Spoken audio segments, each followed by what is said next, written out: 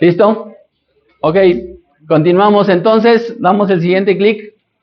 En este mapa del árbol de la vida, constantemente hemos dicho que la esfera de mero abajo, la céfira llamada Malkut, que es la de mero abajo, representa el reino, es decir, este mundo.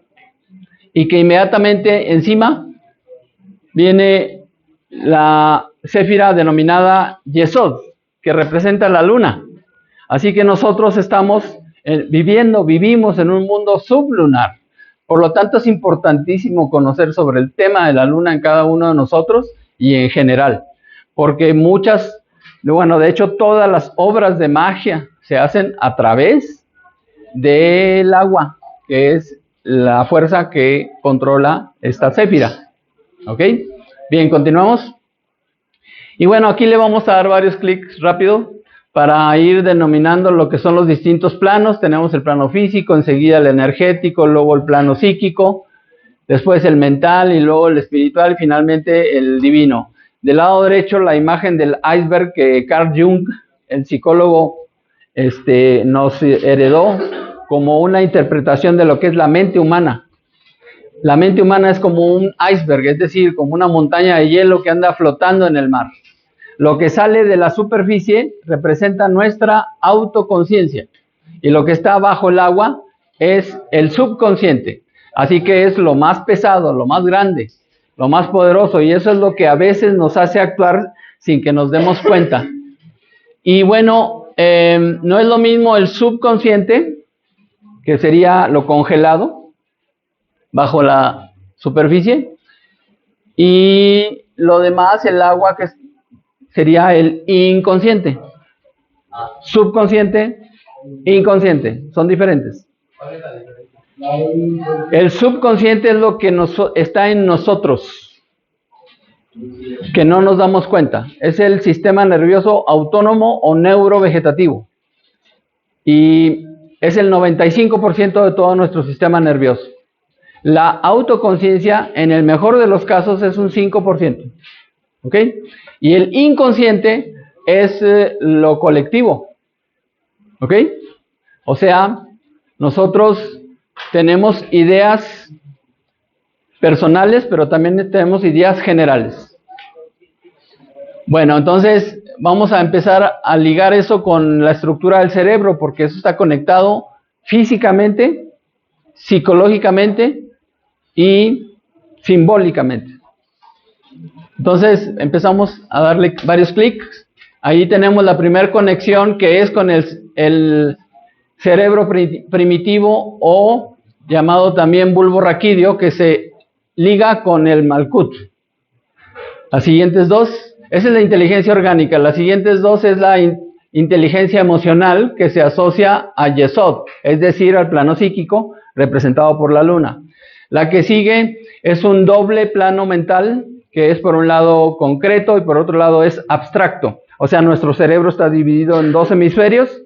Uno es predominantemente concreto, que es el izquierdo, y el otro es predominantemente abstracto, que es el derecho.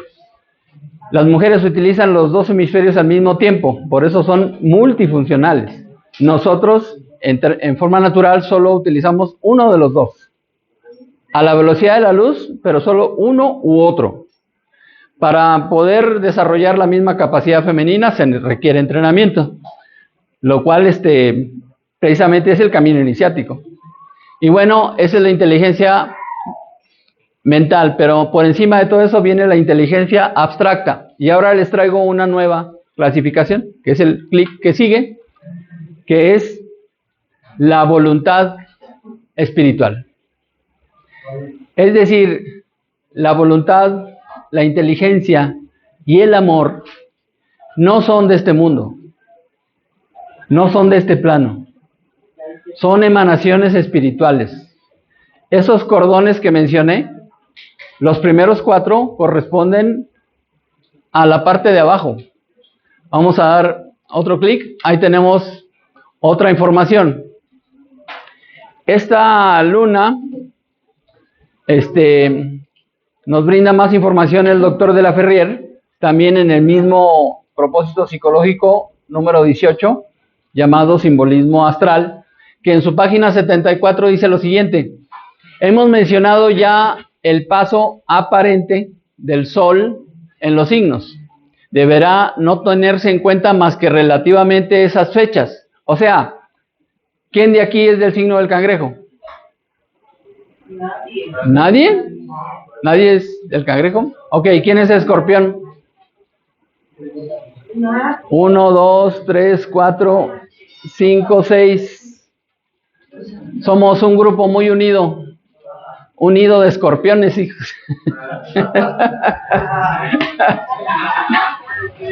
Bueno,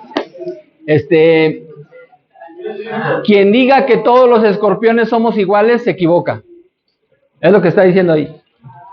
Es como si dijéramos que todos los mexicanos somos iguales. O sea, todos somos charros montados a caballo, tomando tequila y cantando "Ay, Jalisco, Jalisco". Eso no es real. ¿Ok? Entonces, así como hay mexicanos yucatecos, mexicanos duranguenses, mexicanos tapatíos, mexicanos chilangos, etcétera, y somos un mosaico de culturas, bueno, así es también el zodiaco. La diferencia entre los signos iguales es la hora de nacimiento, es decir, el ascendente que se forma por nuestra hora de nacimiento. Entonces, sobre todo en lo concerniente a las fechas de nacimiento en los alrededores del 20, 21, 22 y 23 de cada mes. ¿Por qué?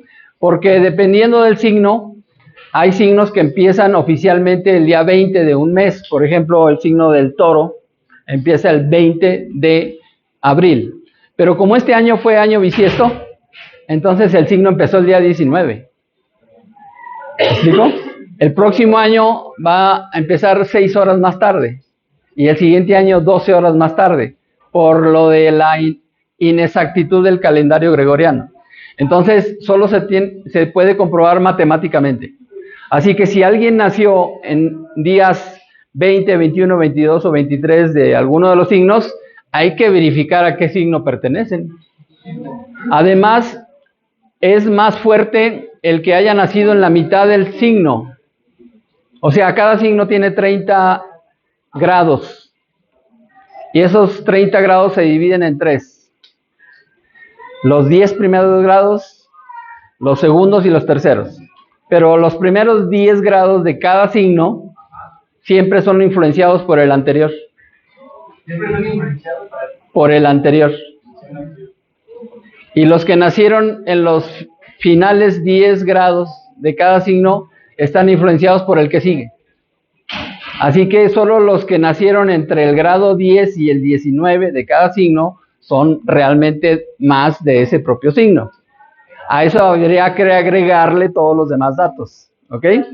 Mándeme. ¿Qué tiempo se había mencionado que iba a agregar un nuevo signo? No, eso es una leyenda urbana. Lo que pasa es que la única constante en el universo es el cambio. Entonces, el cielo que nosotros vemos ya no es el mismo que cuando se desarrolló esta cultura. Actualmente, el norte de nuestro planeta, que apunta hacia allá, señala una porción en el espacio cercana a la estrella polar Arcturus. Así se llama, la estrella Polaris, perdón. Pero hace 2022 años, 2024 años, estaba un poquito más hacia la izquierda. En estos 2023 años y fracción, cada 72 años el Sol ha avanzado 1 grado. Entonces, dentro de 11,000 años, un poquito más, el norte de nuestro planeta va a estar apuntando a otra estrella que se llama Vega. Ese movimiento tan lento se conoce como el movimiento de precesión de los equinoccios, que traza un círculo en esta zona, que se le conoce como el año de Platón, o sea, viene desde los griegos. Y dura completo 26,000 años. Para ser exactos, 25,920 años. Ahora, hagan una operación. Todo ser humano respiramos en condiciones naturales 18 veces por minuto. 18 por 60 son 1040. No, 840. 18 por 60. 1080. 1080 respiraciones en una hora. Ahora por 24. 25.920 respiraciones por día. ¿Te presto dedos? Saquen sus calculadoras. ¿Ya? ¿O todavía no?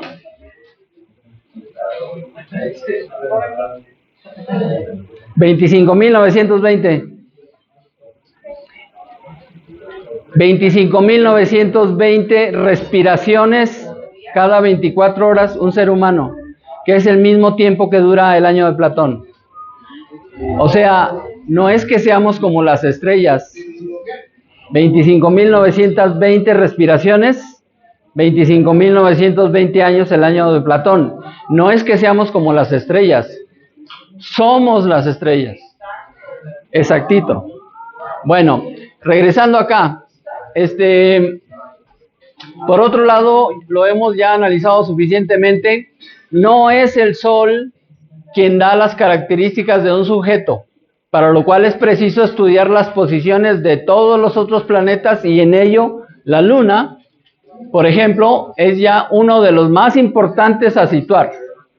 Visto su movimiento rápido en el zodiaco, del cual ella hace el giro en 28 días, terminando a veces solamente en el 29º. Punto y aparte, a propósito de esos 29 días que corresponden a las 22 claves del tarot, más los 7 planetas tradicionales, suma 29, las tablas rabínicas dan los caracteres especiales de todos los días de la luna. Y lo estoy mencionando justo porque hoy es el tercer día del actual ciclo lunar. La luna nueva fue el pasado día 7 de mayo, en la noche, 9:22 de la noche, horario en la Ciudad de México. Hoy es jueves, así que hoy estamos en el tercer día de este nuevo ciclo lunar. Entonces, este tercer día corresponde al arcano de la emperatriz en el tarot y es, según las tablas rabínicas, o sea, los rabinos que enseñan cábala, es el día de la creación del hombre, así la luna en cábala es llamada madre. Por eso estamos tratando este tema. ¿Me explico? Es el símbolo de la madre celeste, cuando se le representa acompañada del número 3. Recuerden que nosotros vivimos en la tercera dimensión. Este día, o sea hoy, es favorable a la generación y en principio a todas las producciones, sean del cuerpo, sean del espíritu. Es decir, los taoístas asocian el espíritu con nuestra mente. Así que lo que estamos haciendo es un ejercicio espiritual. Estamos abordando temas que tienen que ver con nuestra propia mente. ¿Ok? Bien, continuamos. Y bueno, ¿saben qué es eso?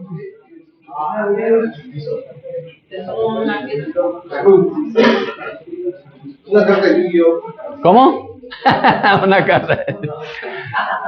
Es la famosísima tabla esmeralda. ¿Damos otro? Bueno, según esta enseñanza que se le adjudica a un tal Hermes Trismegisto, otra vez Hermes Trismegisto, otra vez el número 3. Mucha gente piensa que se trata de un personaje, pero en realidad se trataba de 3 colegios. Trismegisto, Megisto de Magistere o magos, que son los mismos personajes que acudieron al pesebre cuando nace el niño Emanuel, para recordarle que tiene que ir a estudiar con ellos cuando llegue el momento. Pero esta tabla esmeralda, que es una enseñanza muy esotérica, se ha podido traducir en términos generales. En uno de sus primeros párrafos dice: su padre es el sol y su madre es la luna. O sea, es la misma enseñanza. No vamos a estudiar la tabla de Esmeralda, pero el concepto de la madre asociada a la luna vuelve a aparecer casualmente.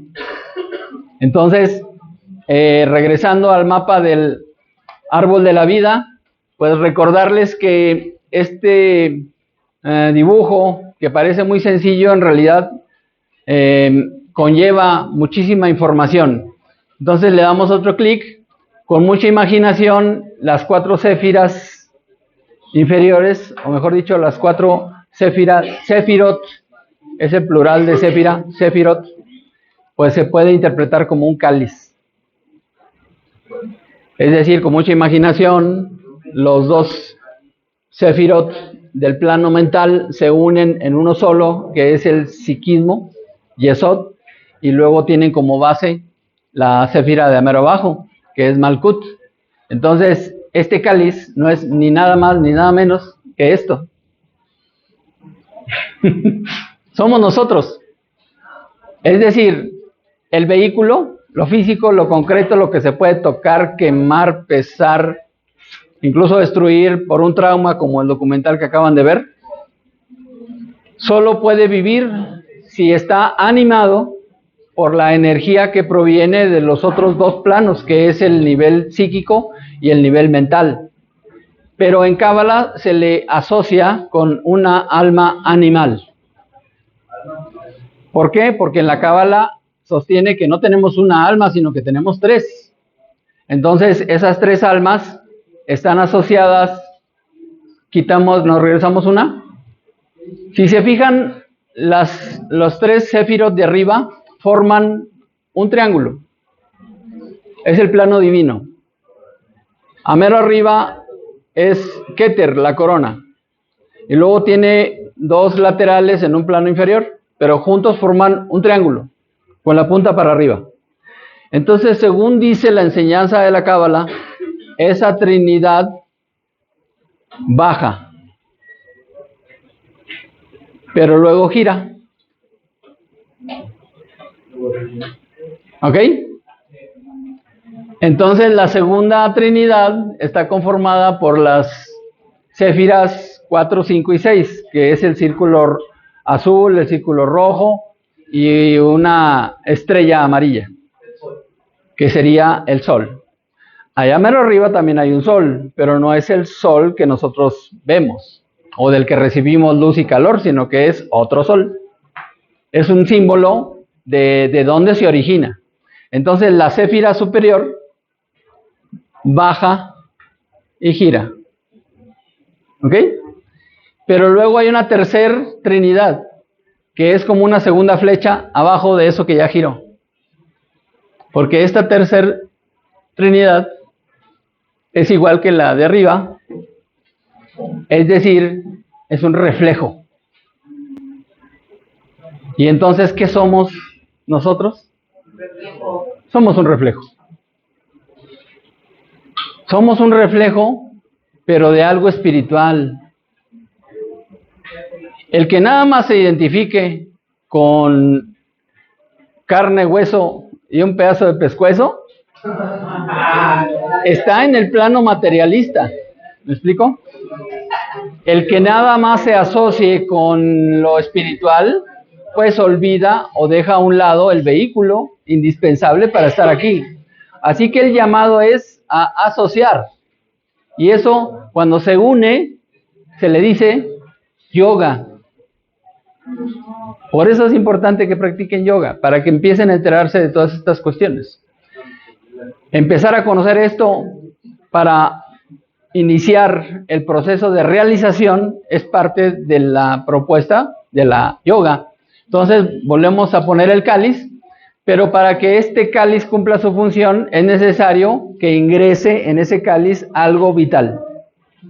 Le damos un clic y ahí tenemos 2 posibilidades. Una es un círculo amarillo.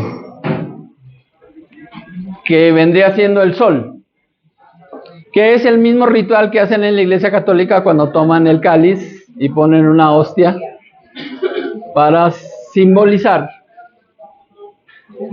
una enseñanza que dejó el Maestro Jesús, pero que desde antes es conocida por otras culturas, aunque de otras maneras, pero que significa que la verdadera realización espiritual es que permitamos que ese plano espiritual ingrese en nosotros. ¿Y cómo se logra eso? Pues desarrollando las 3 virtudes que mencioné, es decir, la inteligencia, la voluntad y el amor. Por lo que un acto de amor como es que un fémur haya sanado, es el inicio de la aventura del ser humano. ¿Y saben en qué está basado el programa de AA? Precisamente en lo mismo. Es decir, yo comprendo, yo entiendo qué te pasa y por lo mismo me solidarizo contigo. Es el mismo principio. Es decir, aquí nadie es juzgado. Ya nos juzgaron al momento de la concepción, de ahí se determinó las características que tenemos, pero va a venir un siguiente juicio. Según la cultura egipcia, es el juicio de Osiris. Y ese juicio, lo hemos presentado en otras ocasiones, el alma del difunto, el viajero, se presenta ante Anubis, que es un personaje representado con una cabeza de chacal, ¿sí? Y le ofrece su corazón y Anubis toma el corazón, lo pone en una balanza y en el otro platillo pone una pluma, la pluma de Da'at. No, Da'at es la céfira oscura, la céfira invisible. Es la pluma de, ayúdenme a recordar. Bueno, después lo recordamos. Y si el peso del corazón del difunto es superior al de la pluma, es enviado a la mascota de Anubis, que es un monstruo, como un tipo cocodrilo, algo así, ¿no?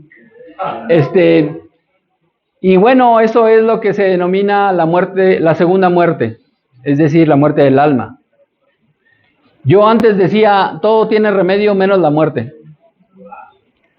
Pero mis maestros me han enseñado que hasta eso tiene remedio. ¿Y cuál es el remedio? La salvación del alma. Es decir, todos vamos a llegar al mismo momento. Aunque sea a los 150 años, pero de que nos vamos a ir, nos vamos a ir. Entonces, lo que importa es lo que va a pasar después. Porque, regresando al libro, les continúo leyendo otro pedacito que dice,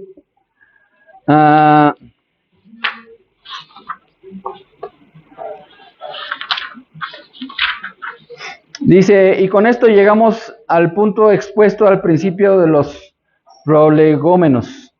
Los acontecimientos actuales son algo diferentes de una simple consecuencia político-social. Más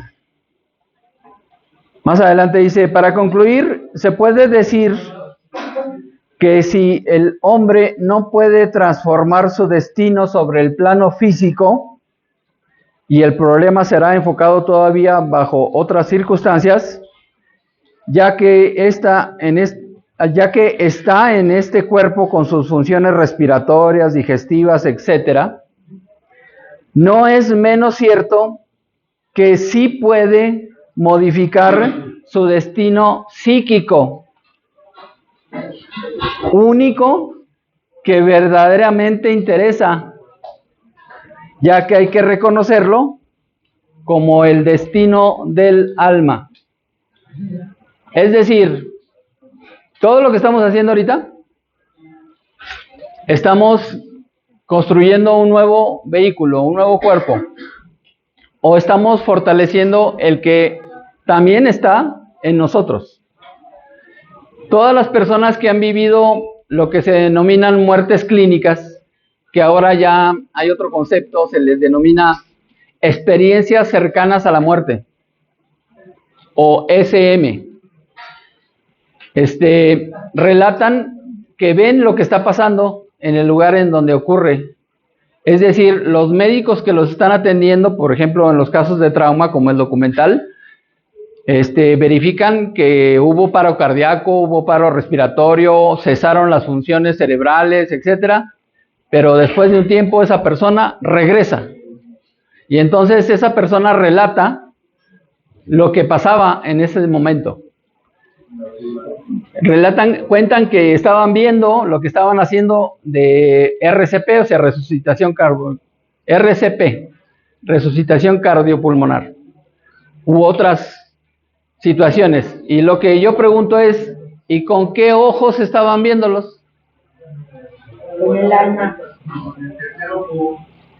Ojalá. Pero en buena onda y con todo respeto, hay gente que dice que tiene activo su tercer ojo y ni siquiera han activado su primer chakra. O sea, yo me divierto mucho con expresiones de gente que asegura tener ciertas aptitudes y yo creo que es más fantasía que otra cosa. ¿Por qué? Porque los chakras se van activando en orden. Es decir, empieza del chakra raíz, el segundo chakra, el Swadhisthana, el tercero, Manipura. El que activa su chakra Manipura tiene el poder de sanación por irradiación. Eso es lo que hizo el Maestro Jesús. ¿Ok? Y entonces, con todo respeto, a mí me da mucha risa que alguien hable de cosas de acá y no tiene activo ni esto, ni siquiera los de abajo. Si ellos pudieran demostrarlo, estoy dispuesto a escucharlo, pero realmente, pues yo no estoy de acuerdo con eso. Estoy seguro que están convencidos de lo que dicen, pero no necesariamente es el tercer ojo. Sin embargo, cuando realmente hay una SM, o sea, una experiencia cercana a la muerte, y lo que relatan las personas que ven, en realidad lo están viendo, pero no con los ojos físicos, sino con los ojos psíquicos. Así que yo les pregunto, ¿qué va a pasar cuando cada uno de nosotros lleguemos a ese momento, que ya se termine el ciclo vital, que entreguemos el equipo, que chupemos faros, que estiremos la pata? Al momento de cerrar los ojos físicos y abramos los ojos psíquicos, ya sin regresar, ¿qué vamos a ver? O sea, ¿qué se está construyendo en este momento? ¿Cuántas emociones están atrapadas? ¿O cuántas fantasías están viviendo en su psique? Que creen que son reales, ¿eh? Algunos les llamarían sueños vívidos. Como el discípulo que llegó con el maestro y le dijo, maestro, soñé que era una mariposa. Y el maestro le dijo, ¿y quién te asegura que no eres una mariposa soñando que eres un hombre? Bueno, entonces, en el momento de cruzar el umbral sin retorno, lo que nuestro psiquismo, nuestra psique esté fabricando en este momento, lo vamos a ver. Así que imagínense qué cara va a tener una emoción de odio cultivada durante 60, 70 años. Pero ¿saben qué? Eso no es lo peor. Lo peor es que en el momento en que abran los ojos y vean ese monstruo se va a acercar a ustedes y les va a decir, papá.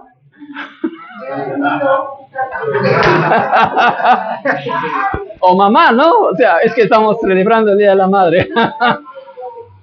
Así que sería bueno revisar qué está pasando en el psiquismo de cada uno de nosotros. Y para eso, para poder hacer algo a favor de ese psiquismo, sería bueno desarrollar todas esas herramientas que en forma natural tienen muchas mujeres. Es decir, fortalecer el psiquismo a través de las 3 herramientas que emanan del alma, es decir, la inteligencia, la voluntad y el amor. Damos otro. Y para cerrar esta plática, ¿conocen esta obra? Es una obra de arte de un pintor llamado Alex Gray, que tiene un trabajo que se llama Espejos Sagrados. Y en esta pintura pues se puede ver lo que les mencioné sobre los cordones. Es una maravilla de obra, se las recomiendo. Esta es una de mis pinturas favoritas. Esta y la de El Beso son extraordinarias, aunque la verdad es que todos son una maravilla. Alex Gray es un verdadero artista. Entonces, pues con esto damos por terminada la plática el día de hoy. Les agradezco su presencia. A menos que tengan alguna pregunta. ¿No? Bueno, entonces vamos a cerrar la cápsula. Y gracias nuevamente. Nos vemos en la siguiente.